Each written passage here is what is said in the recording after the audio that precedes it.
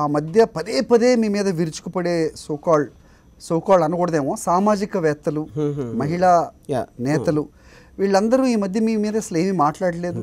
It appears like you made peace with her. Yes, I think అంటే ఇది ఇంతే లేదు, వదిలేసారా అనుకోండి. ఏమైనా కావచ్చు, మీరు అలా వదిలేసారని. బెదిరించాలా మార్చాలా అనేది I think they ran out of options. అలా వాళ్ళు వెళ్ళిపోవడం మీకు నచ్చలేదా? అసలు నాకు చాలా పనులు, నాకు చాలా ఎంటర్టైన్మెంట్ ఉంటుంది. అప్పుడు అది కూడా బోర్ పడుతుంది కదా, ఎందుకంటే వాళ్ళకి ఉన్న బ్యాండ్ విడ్త్కి ఒక రేంజ్ మించి ఆలోచించలేరు, రేంజ్ మించి మీరు విమర్శలు చేయలేరు, అవన్నీ అయిపోయినాయి. ఇప్పుడు వాళ్ళకి కూడా ఏం చెప్పాలో అర్థం కావట్లా. సో అందుకే ఉదాహరణకి డేంజరస్ ఉందనుకోండి, చాలామంది ఏం చెప్పారు, ఇంపాసిబుల్ దీనికి సెన్సార్ రావడం అని చెప్పారు. ఇది థీమ్లోనే, సినిమా ఎలా తీసాను పక్కన పెట్టండి.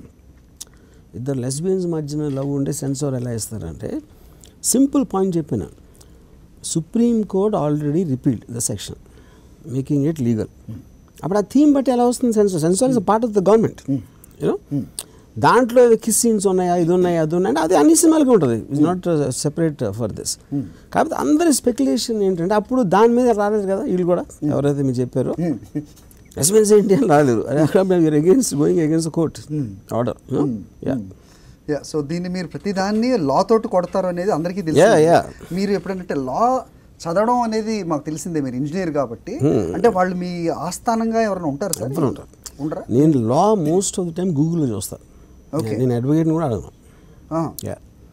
ఓకే, అథెంటిక్ ఇన్ఫర్మేషన్ ఉంటుందంట సార్, గూగుల్లో ఉంటుంది.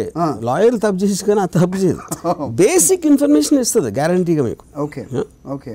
ఇప్పుడు మీకు గుర్తుంటే నేను మియామాల్కో టైంలో కూడా నేను ఏం చెప్పాను ఫైనల్గా, ఇండియన్ లాలో మీరు జస్ట్ ఇది నాకు సపరేట్గా ఏం తెలియదు, నేను వికీపీడియాలో చదివాను, పాన్ చూడటం కానీ పొజెస్ చేయడం కానీ తప్పు కాదు, ఇష్టం లేని వాళ్ళకి పంపటం లేకపోతే దాన్ని కమర్షియల్గా మీరు సేల్ చేయటం అనేది ఇల్లీగల్.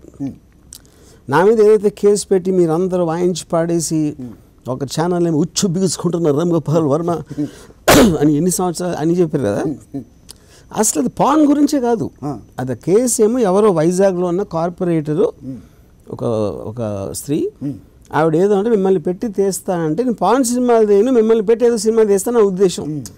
అదేమో ఆ యాంకర్ మిమ్మల్ని పెట్టి పాన్ తీస్తా అన్నాడు అన్నట్టు తిప్పేదాన్ని స్టోరీ.